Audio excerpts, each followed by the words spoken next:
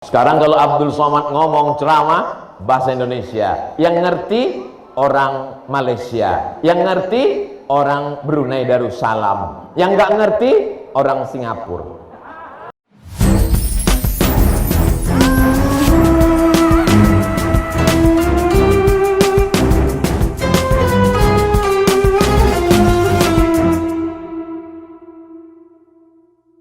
Assalamualaikum warahmatullahi wabarakatuh.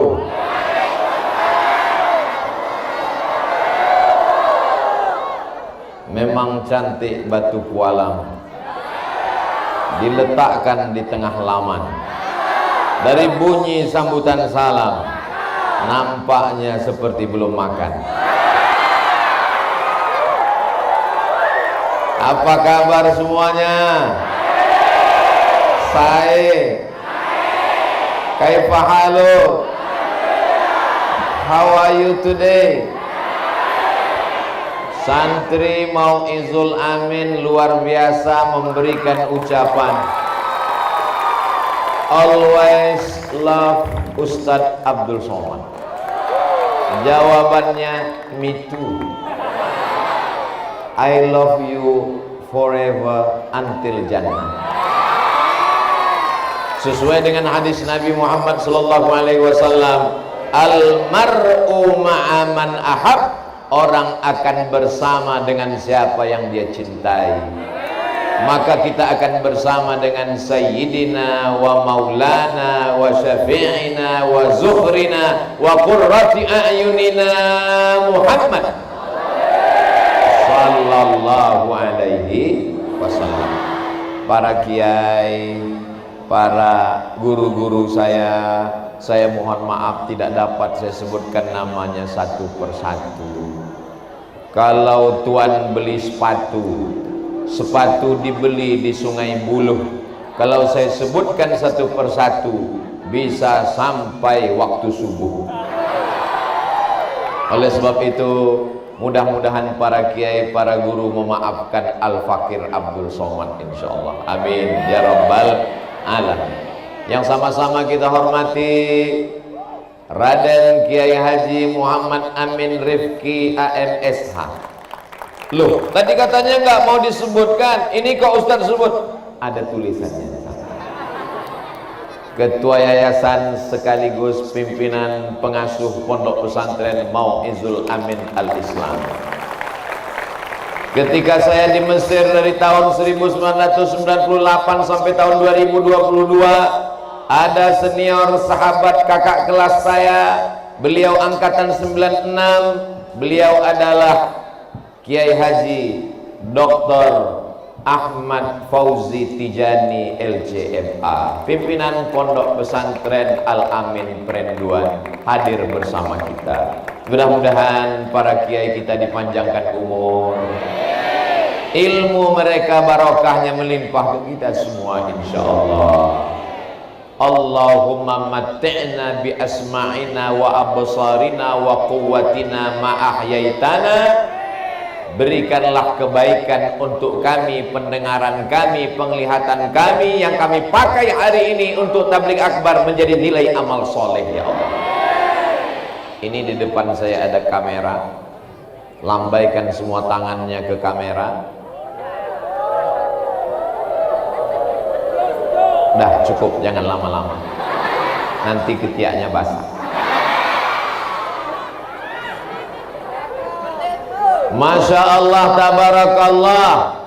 Kalau tuan sakit kaki, jangan dipakai membersihkan laman. Mendengar pujian Romo Raden Kiai Haji Muhammad Amin Rifki, saya merasa terbang ke awan. Oh, lambung saya dipuji, hampir hidung saya sebesar terowongan Mina. Itu adalah ungkapan kesenangan hati beliau. Mudah-mudahan Allah membalas segala kebaikan. Man ahsana ilaikum, siapa yang sudah berbuat baik kepada kamu, fakafi'uhu, balaslah. Kalau kamu tidak sanggup membalas, doakan. saya hanya mampu mendoakan seperti yang diajarkan Nabi Muhammad SAW. Jazakumullahu khairal jazaa. Semoga Allah memberikan balasan kebaikan sampai hari kiamat insyaallah. Amin. Kalau tuan pergi ke Mekah, bawa jugalah sang calon. Sudah lama saya tausiah, baru inilah melepas balon. Bolak-balik tausiah. Dari mulai ujung Aceh, Pulau Sabang sampai ke Papua Barat di Sorong, belum pernah melepas balon. Tapi di pesantren Mau'izul Amin, amazing, luar biasa. Pertanyaannya, balon tadi jatuhnya kemana? Insya Allah balon itu jatuh ke tempat anak-anak yang sedang main. Mereka pun ikut berbahagia insya Allah. Mama, dapat balon, senang. Balonnya dari mana? Tertulis Mau'izul Amin. Idkhulus surur fi qulubil mu'minin. Menyenangkan hati orang beriman. Kami nggak senang hari ini Pak Ustaz. Kami mau dengar tausiah tapi kami kepanasan. Aku juga. Tapi Ustaz kan pakai tenda. Memang pakai tenda, tapi mataharinya masih miring. Ustaz Somad enak di atas, kami di bawah nggak ada karpetnya. Ustaz di atas pakai karpet. Kau sangka aku enak di atas? Karpetnya basah. Kena hujan. Terkadang kita selalu melihat orang lain dapat nikmat, kata dia enak. Sama seperti orang yang sedang membajak sawah di tepi tol. Apa kata orang yang sedang membajak sawah? Oh, enaknya jadi orang kaya, naik mobil mewah. Padahal yang di dalam mobil nangis. Kenapa? Kredit belum lunas. Apa kata orang yang ada di dalam mobil yang mewah di jalan tol melesat? Apa kata dia? Enaknya jadi petani. Istrinya datang bawa rantang nasi siang jam 12, duduk bersama anak makan lahap. Yummy. Jadi sebenarnya nikmat itu adalah mensyukuri apa yang kita miliki. Betul? Seperti lagu nikmati alfat adanya. Ustaz Somad mentang-mentang tadi naik mobil mewah, bukan punya saya. Mentang-mentang mobilnya mahal, Ustaz naik ke atas melambai. Kalau nanti di dalam dibilang sombong, kacanya nggak dibuka, hitam 100%, nggak mau nyapa orang. Apa nih Ustaz Somad katanya mengajarkan kita mesti rendah hati menyapa orang. Itu tadi makanya dibuka katanya kami naik ke atas. Baru beli mobil mewah, begitu buka nggak tahu cara nutupnya. Hujan, banjir. Jamaah yang dimuliakan Allah Subhanahu wa taala, kebersamaan kita ini insya Allah kebersamaan yang menurunkan rahmat Allah Subhanahu wa taala. Majtama'a qaumun, sekelompok orang berkumpul, yatsluna kitab Allah, membaca ayat suci kitab Allah. Apakah kita hari ini sudah berkumpul? Sudah. Apakah ada yang membaca ayat suci kitab Allah? Ada. Qorinya luar biasa. Juara di Makkah biasa, juara di Madinah biasa, juara di Maroko biasa. Tapi qori kita tadi juara di Amsterdam. Amsterdam, Leiden, Belanda yang menjajah kita 350 tahun. Ternyata di sana ada musabaqah tilawatil Quran. Begitu pahlawan bangsa kita berteriak, Allahu Akbar, Belanda pun pulang pontang-panting ke Amsterdam. Yang tinggal di negeri kita tinggal satu, terong Belanda. Hari ini kita bertemu dengan qori yang menang, juara. Mudah-mudahan saudara kita di Belanda dapat hidayah masuk Islam semuanya. Bersyahadat asyhadu an la ilaha illallah wa asyhadu anna Muhammadan Rasulullah, yang akan mengajar mereka belajar Islam. Rukun salat ada 13, belajar akidah, wujud tidak baqa, mukhalafatul awadisi. wujud qidam baqa mukhalafatul hawadisi qiyamuhu binafsihi wahdaniyah qudrat iradat. Yang akan mengajar Islam ke Amsterdam adalah santri alumni Pondok Pesantren Mau'izul Amin. Kenapa?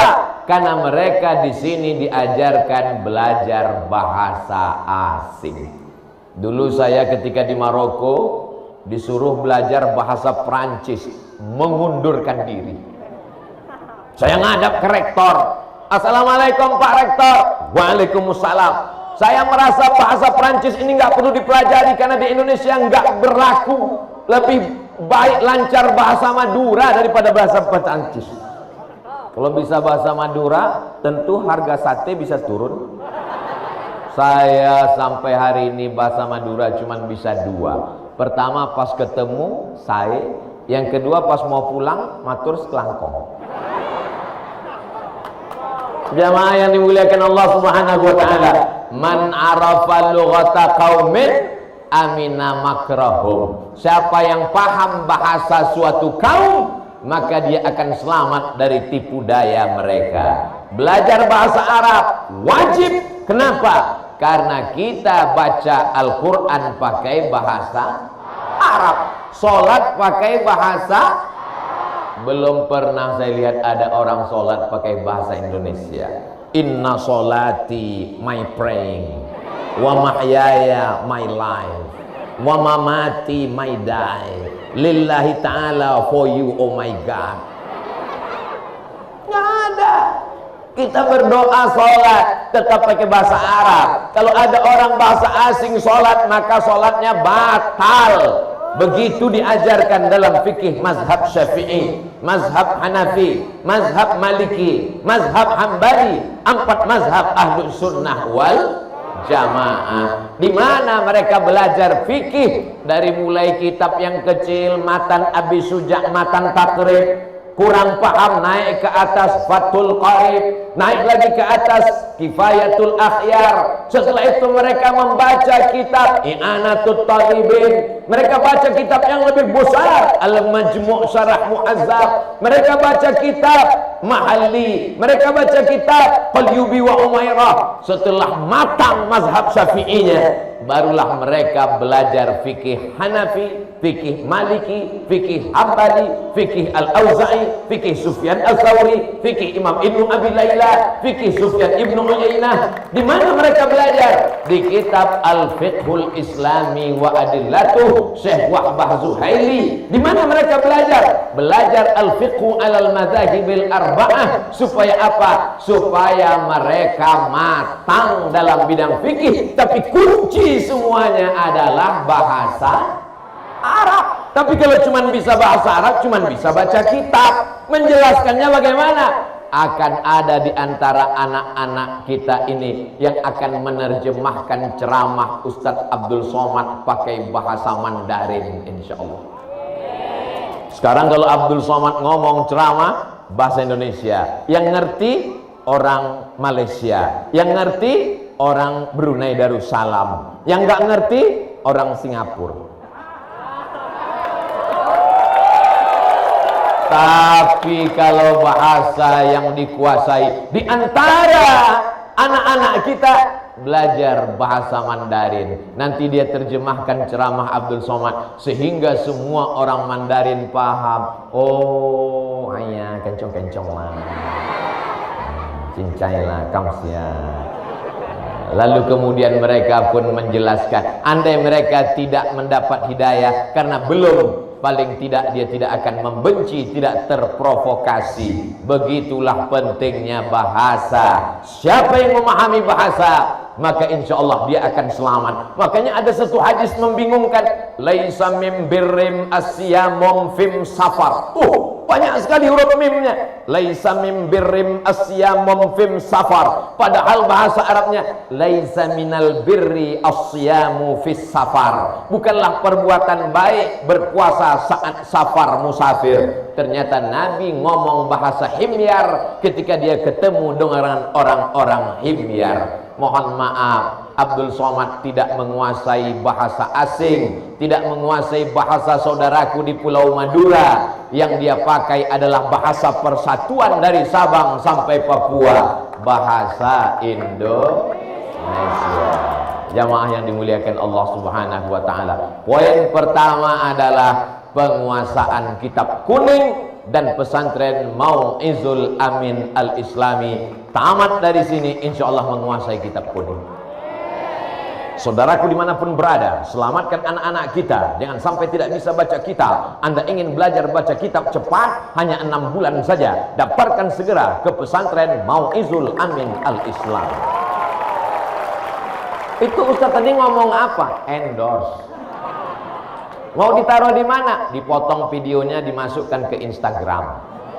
Supaya apa? Supaya semuanya tahu. Tapi Ustaz ceramahnya kan di pesantren. Memang ceramahnya di pesantren, tapi direkam. Hebatnya pesantren ini, yang pakai jilbab bukan cuma santrinya, kameranya pun pakai jilbab.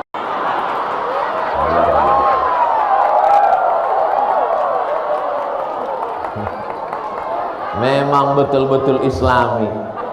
Jadi kalau saudara saya tadi Raden K. Haji Muhammad Amin Rifki mengatakan bahwa Pulau Madura 100% Muslim, bukan cuman manusianya, kameranya pun Islam juga. Adapun yang ini masih belum mu'alaf lagi.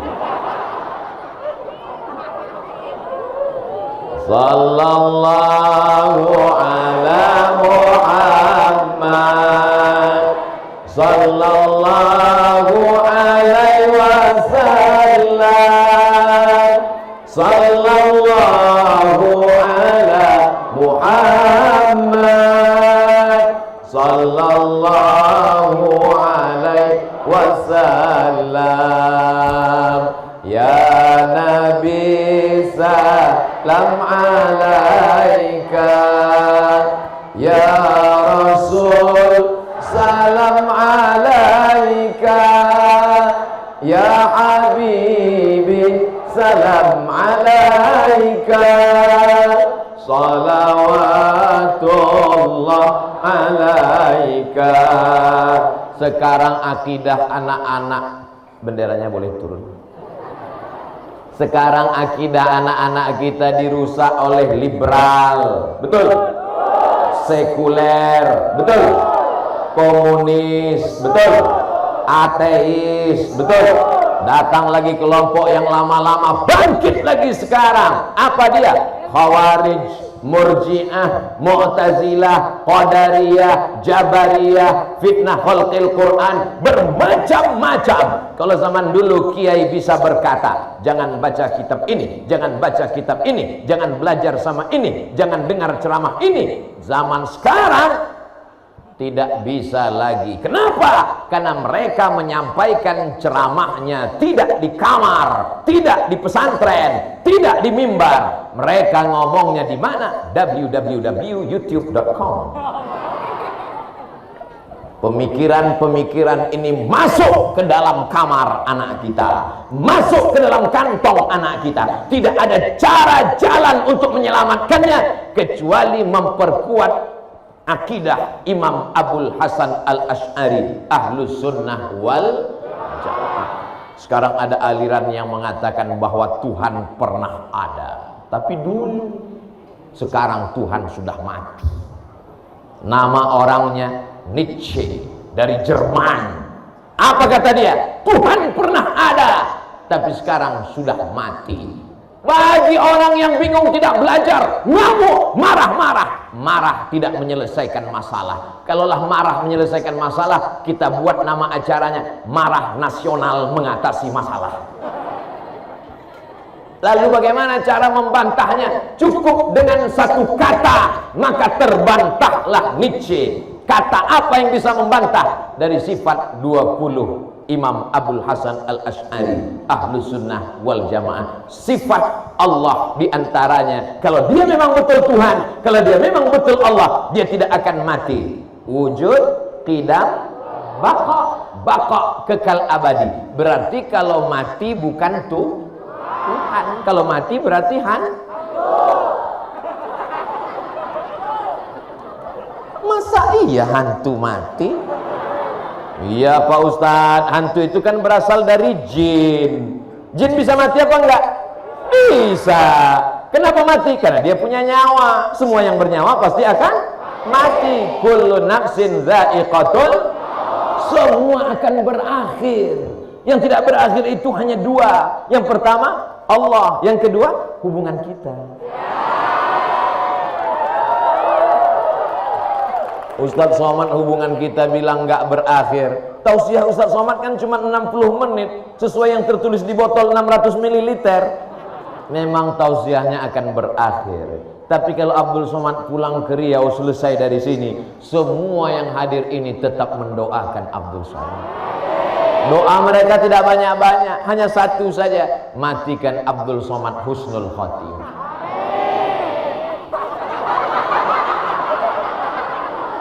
Jamaah yang dimuliakan Allah SWT, itulah keinginan orang beriman. Hartanya banyak, ilmunya banyak, jabatannya tinggi, tak ada maknanya kalau mati su'ul khatimah. Akidahnya Ahlus Sunnah wal Jamaah, fikihnya bermazhab Syafi'i. Bagaimana dengan akhlaknya, budi pekertinya, akhlakul karimahnya? Dia adalah tasawuf sunni yang disusun secara indah oleh Imam Al-Qushairi dalam Ar-Risalah Al-Qushairiyah, lengkap cantik dengan dalil-dalilnya, dituliskan oleh Imam Abu Hamid Al-Ghazali dalam kitab Ihya Ulumuddin. Kalau tuan pergi ke Makkah, jangan lupa membawa ikan duyung. Sudah lama saya berceramah, baru inilah dikasih payung. Mudah-mudahan saudaraku yang memberi payung diberikan, kalau sudah menikah keluarganya sakinah mawaddah warahmah. Kalau sudah menikah anaknya soleh dan solehah. Tapi tolong setiap beberapa menit diganti. Enggak apa-apa. Ini namanya latihan di padang mahsyar. Panas apa enggak panas? Panas. Tapi nanti di padang mahsyar akan ada yang menaung. Sab'atun yuzilluhumullah, 7 golongan yang akan dapat naungan atap tenda yauma la zilla illa zilluh. Hari itu tak ada tempat bernaung. Hari ini ada yang bernaung di bawah atap kubah masjid, tapi sampai masanya kubah masjid ini akan tercabut. Wa takunul jibalu kal'innil, pada saat itu gunung-gunung akan tercabut seperti bulu kambing dihembus angin. Ambil bulu kambing, cukur, letakkan ke telapak tangan, hembus. Kalau ada orang kaya yang sombong, ada pejabat yang angkuh, jangan marah. Ambil bulu kambing, bacakan wa takunul jibalu kal'ihnil maut. Siapa yang kaya, siapa yang gagah perkasa akan hancur berkeping dan mati. Tapi ada orang yang dapat naungan. Siapa dia? Rajulani, 2 orang. Tahabba fillah, berkasih sayang karena Allah. Ijtama'a alaih, berteman karena Allah. Wa tafarraqa alaih, berpisah pun karena Allah. Jadikanlah kami siang ini semuanya bersaudara karena Engkau ya Allah. Saudaraku yang hari ini merasa kepanasan, sabar, karena tausiah ini tidak akan lama, berakhir tepat jam 11 karena dimulai jam 10. Ustaz kok tahu? Jam tanganku kan hidup. Untuk apa anak saya di pesantren? Lebih baik anak saya di rumah. Ada orang yang berpikir demikian? Banyak. Ngapain anak saya di pesantren? Anakmu masuk kelas jam 8 pagi, betul? Jam 12 siang dia pulang. Ketika dia pulang dari sekolahnya, dia cabut, dia main ke mall. Mall nggak ada Pak Ustadz, dia main ke semak-semak. sama pacarnya. Apakah bisa ibu menjaga anak ibu? Apakah bisa bapak menjaga anak bapak? Tidak ada yang mampu menjaga anaknya. Tapi di pesantren dia dijaga. Kalau bahasa kampung saya 24 hours, 24 jam dia akan terjaga, terpelihara. Lihatlah anak-anakku yang perempuan, jilbabnya panjang. Ada satu yang nggak berjilbab. Oh mohon maaf, kameramen. Jilbabnya panjang. Bahkan ada sebagian anak-anakku yang wajahnya tidak ingin terlihat, yang terlihat hanya matanya saja. Kenapa? Dia sedang menjaga yang tidak mahram. Kalau ada perempuan yang pakai cadar, dia bukan sok cantik. Kalau ada perempuan yang menutup kepalanya, dia bukan orang yang tidak open minded, berpikiran terbuka. Kalau ada yang memakai hijab, mereka bukan orang gurun. Karena aslinya orang gurun zaman jahiliyah tidak pakai baju. Jadi kalau ada orang menuduh orang pakai hijab orang gurun, ini adalah orang bodoh yang tidak membaca sejarah. Betul. Mereka adalah orang-orang yang mengamalkan sunnah Rasulullah Sallallahu Alaihi Wasallam. Jadi kalau ada orang mengejek hijab, mengejek cadar, maka mereka sudah mengejek Nabi Muhammad Sallallahu Alaihi Wasallam. Kalau mengejek Nabi, berarti dikhawatirkan murtad.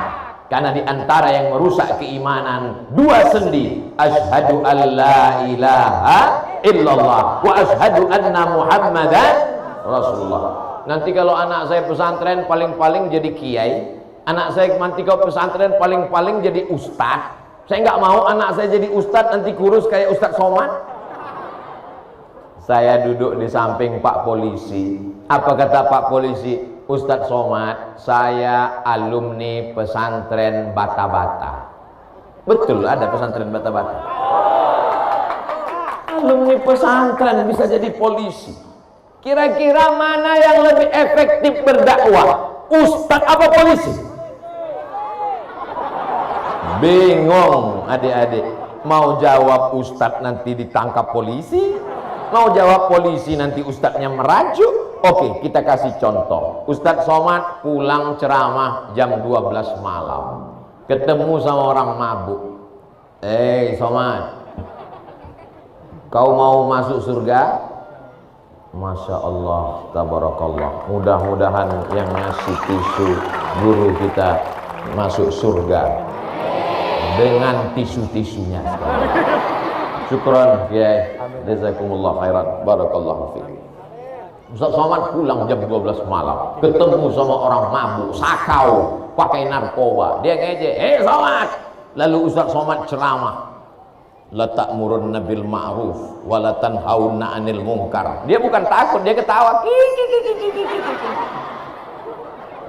Bayangkan kalau yang 12 malam itu adalah polisi yang alumni pesantren Bata-Bata. Ketemu sama orang mabuk ngejek, pesantren, ikut mabuk bersamaku. Pak polisi nggak marah, cukup dia cabut pistolnya. Apa ngomongnya? Langsung mabuknya hilang.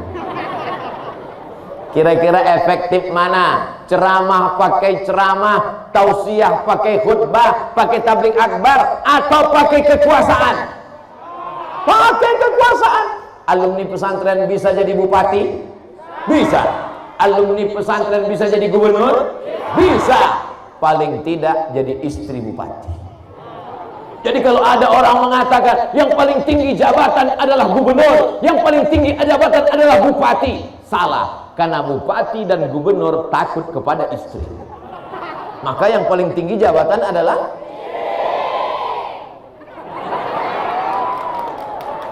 kalian. Bukan perempuan biasa. Kalian adalah perempuan yang luar biasa. Jaga kehormatan kalian anak-anakku. Ibu-ibu yang sudah memasukkan anaknya ke pesantren, alhamdulillah.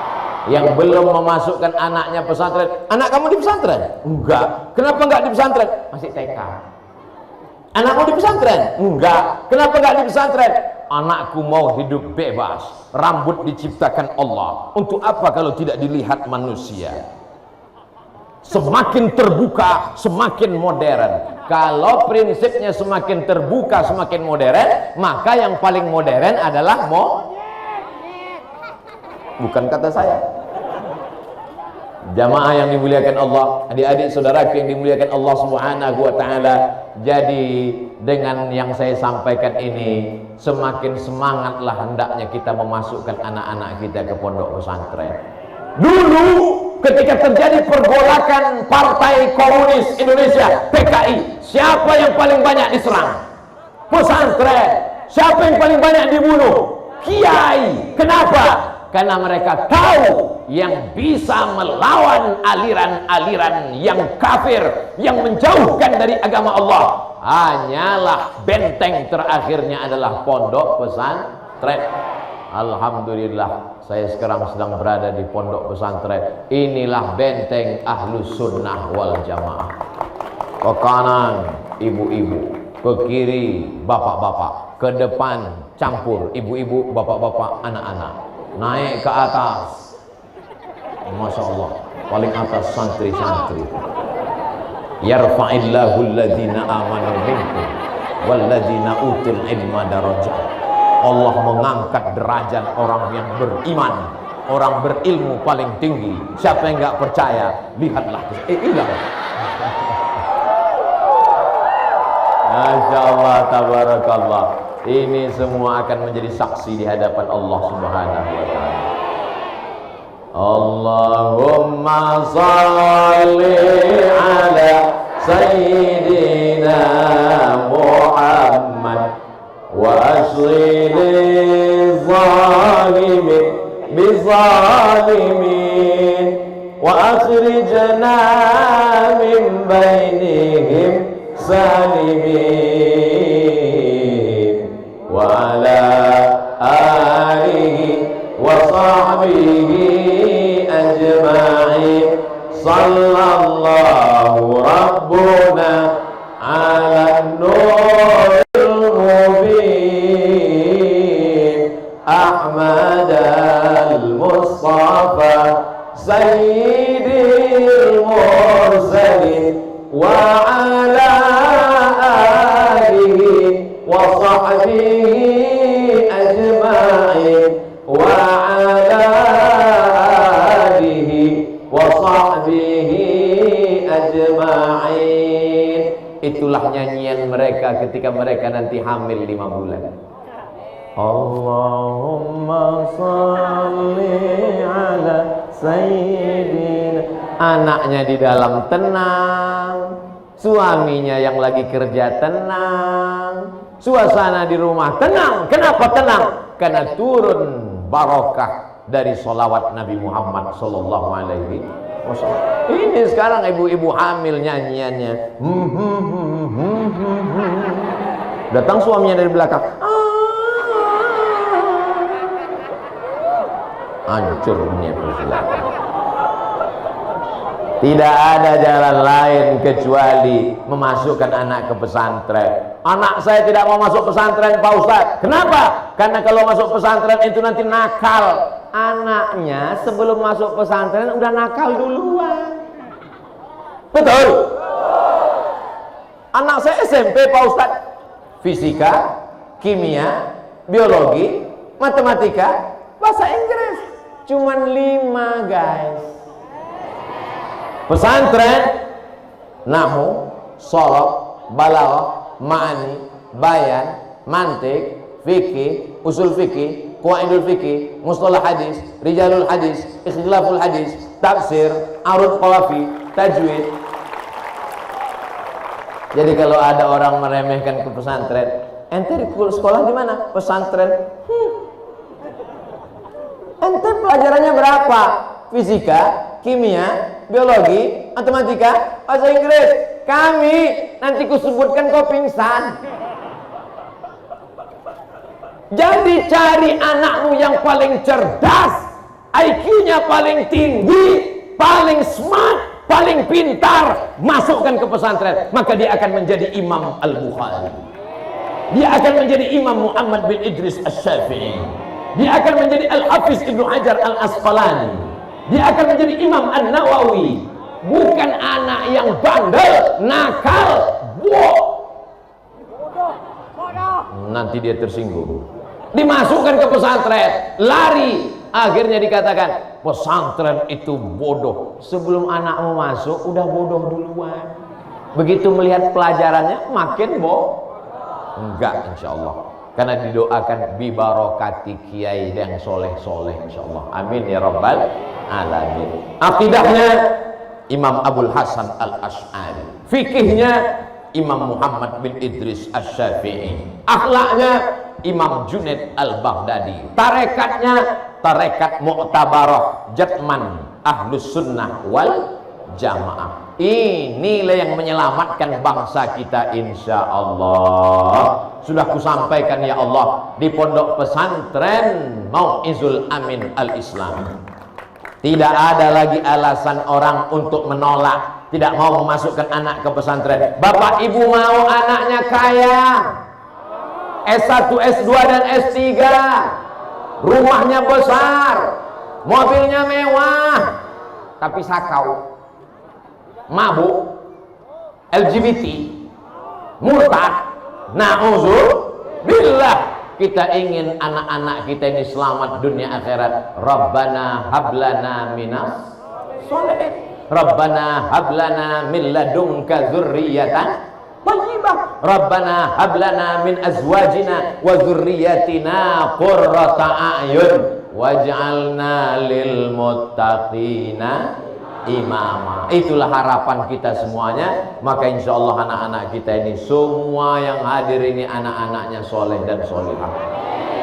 Tapi saya belum punya anak Pak Ustadz. Umurmu sudah berapa? 50 tahun. Kenapa kau belum punya anak? Belum nikah. Mudah-mudahan didekatkan jodoh. Allahumma in kana rizquna fis sama' fa'anzilhu. Kalau jodoh kami masih di langit, turunkan ya Allah. Pas jodohnya turun, dia mati. Allahumma in kana fil ardi fa akhrijhu. Kalau jodoh kami masih tertanam di tanah, naikkan ke atas ya Allah. Pas jodohnya naik ke atas, dia pingsan. Berarti belum berjodoh. Kalau jodoh takkan kemana. So sweet. Ini ada beberapa pertanyaan. Ustadz, bagaimana pengertian hadis ahsadun nas lil alim ahluhu wa jiranuhu? Orang yang paling dengki terhadap orang berilmu adalah keluarganya dan jirannya. Siapakah orang yang paling berilmu? Nabi Muhammad sallallahu alaihi wasallam. Siapakah keluarganya yang membencinya? Tabbat yada abi lahabin wa tab. Siapakah tetangganya yang membencinya? Hammazim masya'in binamim. Mereka yang selalu adu domba, namimah. Jadi memang sudah karakter orang berilmu, akan dibenci sebagian keluarga, tidak semuanya, akan dibenci oleh sebagian tetangga, sahabat, kawan. Kalau engkau belum dibenci oleh sebagian keluarga, belum dimusuhi oleh teman, maka sesungguhnya buahnya belum matang. Biasanya buah duren, buah mangga itu dilempar orang ketika sudah matang atau masih putih. Ketika dia sudah agak menguning, sudah baunya harum semerbak, itu baru dilempar orang. Jadi nanti kalau adik-adik sudah ada yang lempar, itu berarti sudah mau tamat pondok, sudah hafal Quran, sudah hatam kitab kuning. Maka insya Allah kita kuat menghadapinya, karena selevel Nabi Muhammad SAW pun tidak semuanya sayang, pasti ada pembencinya. Kita diselamatkan karena selalu berdoa, wa min syarri hasidin idza hasad. Bagaimana hukumnya membaca bacaan sholawat di waktu tengah malam menggunakan pengeras suara sehingga mengganggu orang lain? Maka RT RW, Bapak Kades Kadus membuat peraturan setempat. Kalau jam 10 malam, maka mikrofonnya pakai mic dalam. Kalau jam sekian, kebetulan di Pulau Madura azan subuhnya jam 4, 1 jam sebelum azan subuh jam 3 sudah tarhim dan baca Quran membangunkan orang. Assalatu wassalamu alaik alaika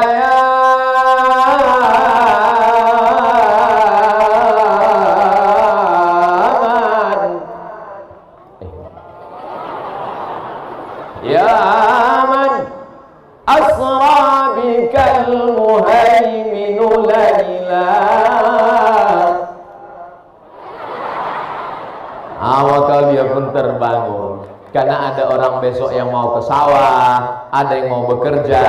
Maka ini kesepakatan, la tajtami'u ummati ala dhalalatin, umatku tidak akan pernah sepakat untuk suatu kesesatan. Untuk memutuskan suatu perkara jangan kelahi. Wa amruhum syura bainahum, memutuskan perkara berdasarkan musyawarah, supaya kita jangan sampai kelahi masalah jam-jam penting.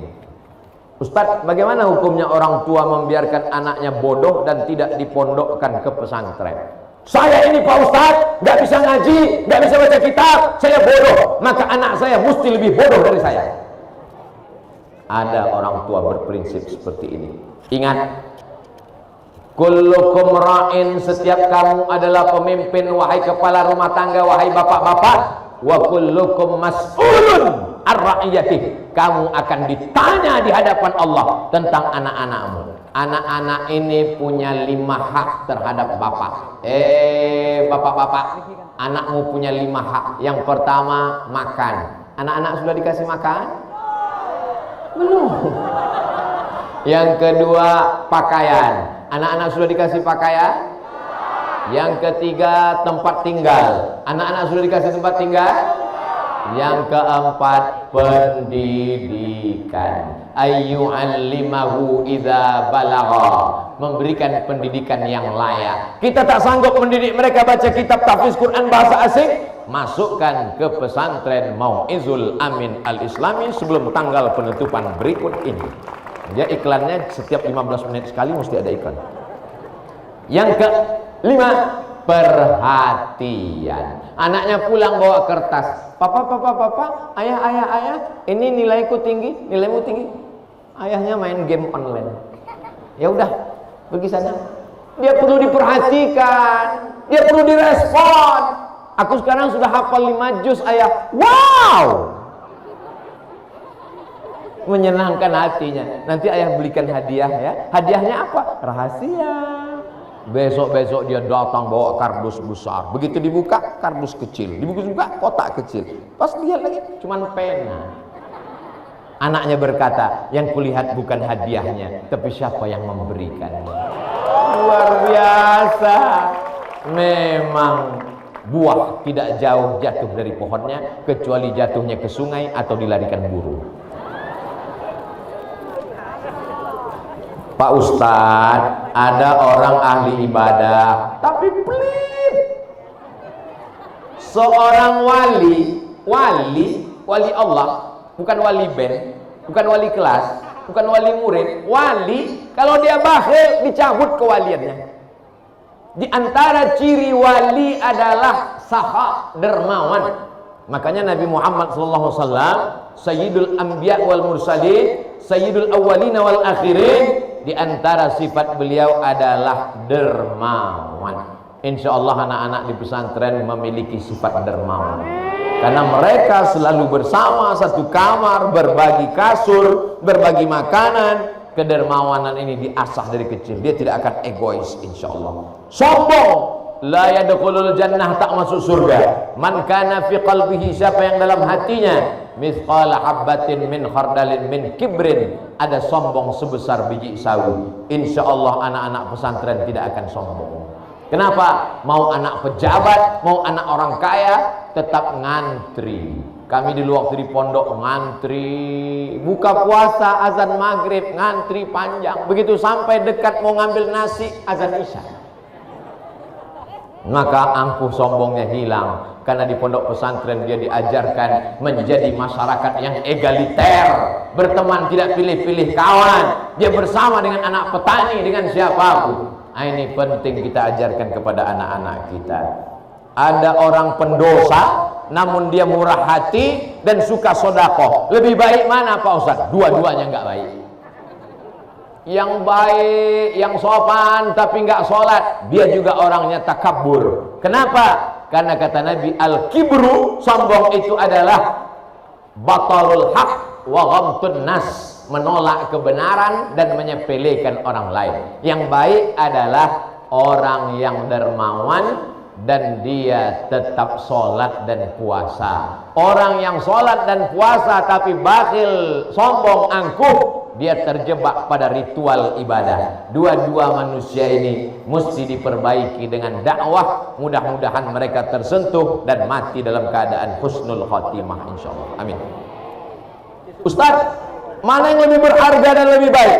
Punya anak alim, soleh, dibandingkan anak yang kaya raya tapi tidak berilmu. Karena dia tidak berilmu, uangnya banyak, dia hambur-hamburkan, dia berzina, maaf, dia makan haram, dia ikut kontes ini, kontes itu hanya untuk memperturunkan hawa nafsu. Tapi kalau dia berilmu, walaupun tidak kaya, maka dia akan mengamalkan ilmunya, dia mengajar, dia berdakwah. Tapi yang kita inginkan dua-duanya dapat, anaknya kaya, berilmu dan beriman seperti Nabi Sulaiman alaihi salam. Insyaallah santri-santri kita ini adalah anak-anak yang sekarang sudah berilmu, beriman, tamat pesantren, dia bisnis, dia usaha, dia akan menjadi kaya raya, dia menyelamatkan umat dan bangsanya dari kekafiran dan kekufuran, insyaallah. Kok nggak habis-habis ya? Ustaz, saya santri putra mau izul amin, punya cita-cita sangat tinggi, akan tetapi orang tua saya disuruh berhenti belajar pesantren, malah disuruh jadi TKI ke Malaysia. Bagaimana menurut pandangan Ustaz terkait ini? Yang mau dicari ke Malaysia, ke Saudi Arabia itu kan uang. Dimanapun uang itu ada. Iya Pak Ustaz, tapi kalau di luar negeri banyak. Laukana libni Adam wadiyan min zahab, seandainya manusia itu punya satu lembah dari emas, gunung di sana, emas di sini, apakah cukup? Latamanna ayyakuna lahu wadiyan akhar, dia akan meminta satu lembah lagi, walan tamla fahu illa turab, sampai mulutnya disumbat tanah barulah dia berkata cukup. Jadi mau merantau ke planet Mars. Si Anu kemarin di mana dia? Keluar dari pondok, merantau ke Hong Kong? Enggak. Merantau ke Taiwan? Enggak. Merantau ke Kuala Lumpur? Enggak. Merantaunya kemana? Ke planet Venus bersama UFO. Tidak akan pernah cukup. Tetaplah belajar di pondok. Iyakunu fuqara yughnihimullah. Kalau engkau fakir, kau akan dicukupkan Allah Subhanahu wa ta'ala. Kami sekolah di pesantren sampai hari ini tidak kaya raya, tapi juga tidak fakir miskin dan du'afa. Insyaallah hidup ini yang penting cukup, makan cukup, minum cukup, pakaian cukup, semuanya dicukupkan Allah Subhanahu wa ta'ala. Laisal ghina kathratal arab, orang yang kaya bukan karena banyak hartanya, wa innamal ghina ghinan nafs, kaya itu adalah merasa cukup. Iqna bima qasamallahu lak takun aghnan nas, merasa cukuplah dengan pemberian Allah, maka engkau adalah orang yang paling kaya. Ternyata orang kaya juga tidak mau berzakat karena dia merasa masih kurang. Pak, Bapak nggak bayar zakat, saya masih kurang, rumah masih kredit, mobil masih kredit, semua yang kredit, piringnya kredit, embernya kredit, satu-satunya yang lunas di rumah cuma satu, siapa? Istri.